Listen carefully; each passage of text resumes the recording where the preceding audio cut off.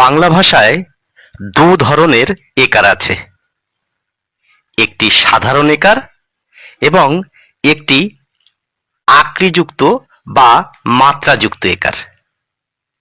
দেখুন, এই উপরের একারে আকৃ বা মাত্রা নেই, আর নিচেরটিতে আকৃ বা মাত্রা আছে। প্রথম একারটি আমরা প্রত্যেকেই চিনি। ছোটবেলা থেকে আমরা এই একারটিকেই দেখে এসেছি। ক একারে কে, খ একারে খে, গ একারে গে ইত্যাদিতে এই সাধারণ একারই ব্যবহৃত হয়। সাধারণত বাংলা ভাষায় লেখা বেশিরভাগ বই, পত্রপত্রিকায় এই একারই থাকে। এই একার সমান এ। তাহলে এই আকৃযুক্ত একারের ব্যবহার কোথায়? রবি ঠাকুরের সহজ পাঠ প্রথম ভাগ ও দ্বিতীয় ভাগে এই আকৃযুক্ত একারের ব্যবহার আছে। তাছাড়া আমরা পূর্বে যে কিশলয় বইটি পড়েছিলাম, সেখানেও এই আকৃযুক্ত একারের ব্যবহার ছিল। এই আকৃযুক্ত একার সমান জফলা আকার, যার উচ্চারণ হবে ইয়া। চলুন আকৃযুক্ত একারের ব্যবহার দেখি। আমি সহজ পাঠের প্রথম ভাগ নিয়েছি, 5 পৃষ্ঠা। লেখা আছে, বাটি হাতে এ ওই, হাঁক দেয় দে দই। এখানে দুটি শব্দের নিচে আন্ডারলাইন করা আছে। প্রথম শব্দটিতে দেখুন যে একারটি আছে সেখানে আকৃযুক্ত একার, আর দ্বিতীয় যে শব্দটিতে একার রয়েছে সেখানে কিন্তু আকৃ নেই। প্রথম শব্দটির উচ্চারণ বলতে হবে দয় জফলা আকার, এবং পরের শব্দটির উচ্চারণ করতে হবে দয় একার। সেই জন্য আমরা প্রথম শব্দটিকে বলি দেয় এবং পরের শব্দটিকে বলি দে। সহজ পাঠ দ্বিতীয় ভাগের থেকে আরেকটি উদাহরণ নেব। এটি হাট কবিতার অংশ। জিনিসপত্র জুটিয়ে এনে গ্রামের মানুষ বেচে কেনে। এখানেও দেখুন দুটি শব্দকে আন্ডারলাইন করা হয়েছে। প্রথম শব্দটিতে দেখুন যে একারটি রয়েছে সেখানে আকৃ রয়েছে। এই বয় একার সমান উচ্চারণ করব বয় জফলা আকার, তবেই হবে বেচে। আবার দ্বিতীয় যে শব্দটিতে আন্ডারলাইন করা রয়েছে সেখানে দেখুন কয় একার সমান কে। কয়কারে কে, নয়কারে নে, কে নে। অর্থাৎ আমরা পরিষ্কার বুঝতে পারছি আকৃযুক্ত একার সমান জফলা আকার এবং আকৃহীন একার অথবা সাধারণ একার সমান এ।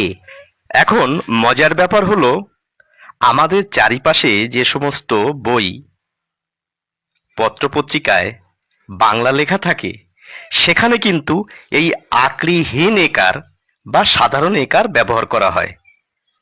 চলুন একটি উদাহরণ দেখি। এটি পশ্চিমবঙ্গ প্রাথমিক শিক্ষা পর্ষদের 2য় শ্রেণীর বই। গল্পের নাম হাতির মা। আমি প্রথম লাইনটি পড়ছি। বেশিরভাগ বুনো জানোয়ার সারা রাত যেখানেই ঘুরে বেড়াক না কেন, ভোর হবার কিছু আগে কোনো নদী বা পুকুরের ধারে এসে পেট ভরে জল খেয়ে নেয়। এখানে দেখুন প্রথমে একারযুক্ত যে সমস্ত শব্দ রয়েছে সেই শব্দগুলিকে আন্ডারলাইন করা হয়েছে, এবং দেখুন প্রতিটি একারই কিন্তু আকৃবিহীন বা সাধারণ একার।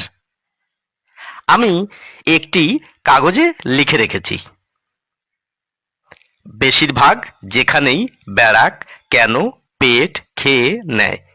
এখন প্রশ্ন হলো, এই যে শব্দের প্রতিটি শব্দের আগে একার রয়েছে, এই একারগুলি কিন্তু বইতে লেখা আছে আকৃহীন একার। এখন প্রত্যেকটি একার কি আকৃহীন একারই হবে? দেখি, আমরা একটু পড়ে দেখি।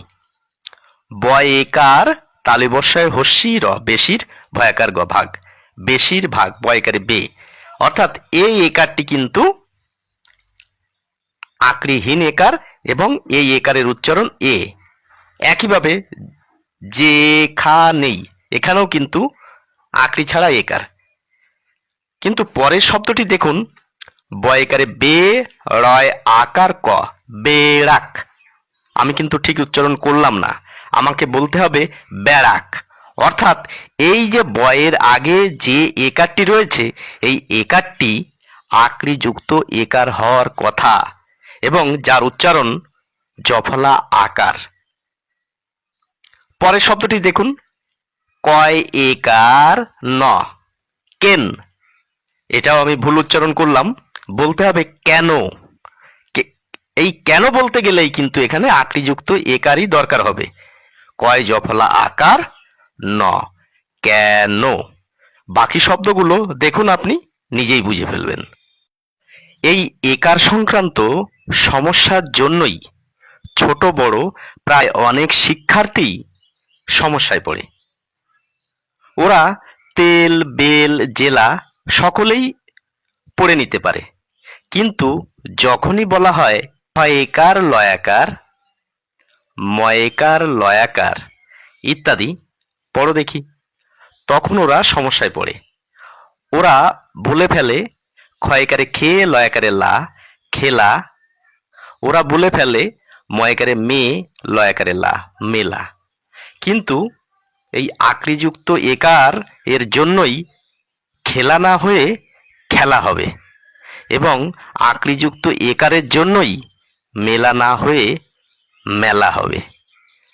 আসলে ছোটদের ক্ষেত্রে এটি সমস্যা হয়, আমরা বয়স্কদের ক্ষেত্রে এই সমস্যাটা হয় না। কেন?